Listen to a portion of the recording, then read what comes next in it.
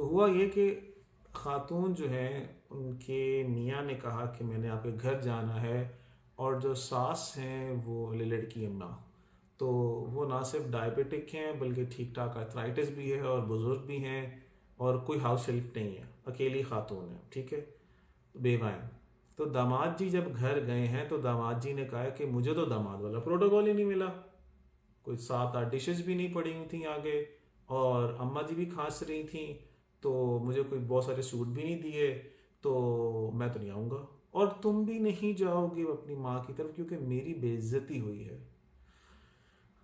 तो लौंडो, मुझे बंदे कहते तो हैं कि आप वीडियोस में ख़वातीन की साइड ज़्यादा लेते हैं, पर हम भी कोई ऐसे काम नहीं कर रहे होते जिसकी वजह से हमारी भी कोई बहुत इज्जत हो। तो मेरी जो वीडियोस होती हैं ये दरअसल मर्दों के लिए होती हैं दोस्तों, ऐसे ऐसे काम कर लेते हैं तो इज्जत खुद ब खुद होनी शुरू हो जाएगी। तो तो भाई, बेटा कहने लगा था मैं, तो भाई ऐसे काम ना किया करो, वो भी इंसान है, अपनी अम्मा को उनकी अम्मा की जगह पे रख के देखें। और ये बात ख़वातीन के लिए भी है, अपनी जो आपकी सास है ना उनको भी अपनी माँ की जगह पे रख के देखें।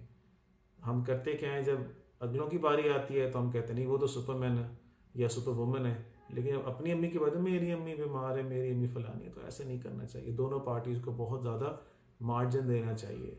अगर एक रोटी भी बनी हुई है, सालन भी बना हुआ है, अगर नहीं बना तो आप ले जाओ, पैक करा के ले जाओ मेरी जान, अपनी सास को भी खिलाओ, खुद भी खाओ, गपशप करो, उनको टाइम दो, हंसी खुशी जाओ, हंसी खुशी आ जाओ। सोचना। बाय।